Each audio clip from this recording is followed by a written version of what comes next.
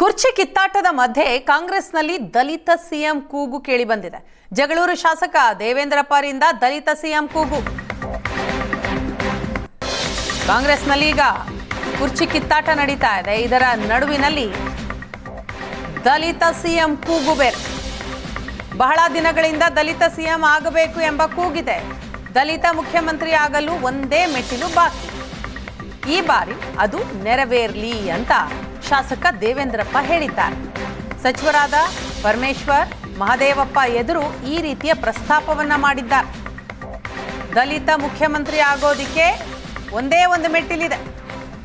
ದೇವೇಂದ್ರಪ್ಪರ ಮಾತಿದೆ.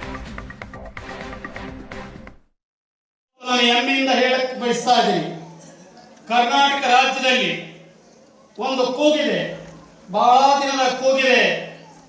ಒಂದು ಕರ್ನಾಟಕ ಉಗಮವಾಗಿ ಇಲ್ಲಿಂದ ಹಿಡಿದು ಸ್ವತಂತ್ರದ ನಂತರ ದಲಿತ ಸಿಎಂ ಆಗೇಬೇಕಂತ ಕೂಗಿದೆ. ಅದಕ್ಕೆ ಬಾಕಿ ಉಳಿದಿರೋದು ಒಂದೇ ಮೆಟ್ಟು. ಖಂಡಿತವಾಗಿ ಈ ಅವಧಿಯಲ್ಲಿನೇ ಅದು ಭರ್ತಿಯಾಗಿ ಅನ್ನಂತ ಒಂದು ನನ್ನ ವೈಯಕ್ತಿಕವಾಗಿ ತಮ್ಮೆಲ್ಲರ ಪರವಾಗಿ ನಾನು ಕೇಳಕ್ ಬಯಸ್ತಾ ಇದ್ದೀನಿ ಅಂತ ಪರಮೇಶ್ವರ್ ಸಾಹೇಬ್ರೆ ಮತ್ತು ಮಹದೇವಪ್ಪ ಸಾಹೇಬ್ರೆ, ಇವತ್ತು ನಾನು